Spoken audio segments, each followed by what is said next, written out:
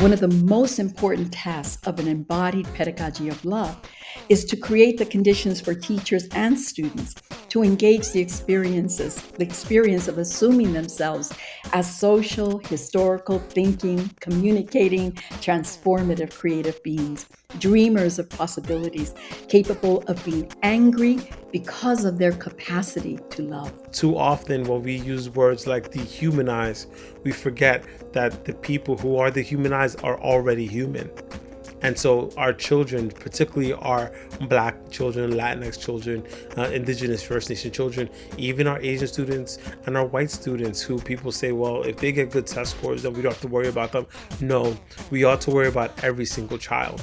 But the way that society represents that caring and that love is often through whether or not they are academically successful through standardized achievement scores. And that's a problem. Is how you organize a workout in 3 days, guys.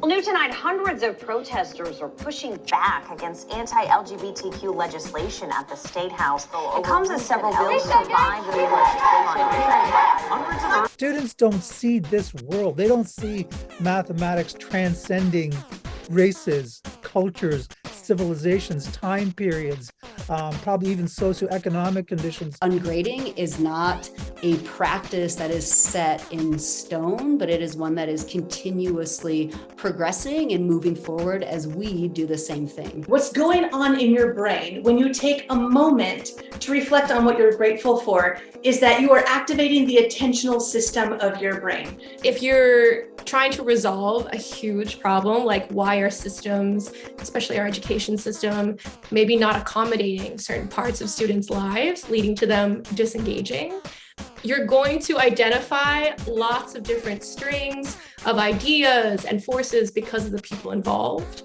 We finally have to wake up and think seriously about what we mean when we say education. Being able to have a say in all of these things is what really we see as the levers for transformation, the opportunities for creating change. If you want to be called Mr. Covington and not Nick, then certainly you can call your students what they would like to be called as well. Again, just as a matter of mutual respect. Place-based education, and this word intention or intentionally is very important. Intentionally designing learning experiences in the natural, cultural, and or built environment. Students are having some sort of meaningful experience for themselves, like reading a gaming magazine or playing a game, and then taking time to analyze and understand it, unpack it, connect it to society, look at biases, and then think about how to apply and participate. We as teachers can look at our environments, look at our situations, and find leverage points that we can change, that are within our purview of change. It means you just have to build out some time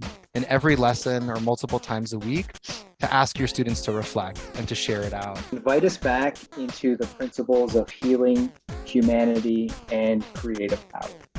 And I invite you just to take a moment for some personal reflection to think about and reflect on how these principles may have surfaced for you today.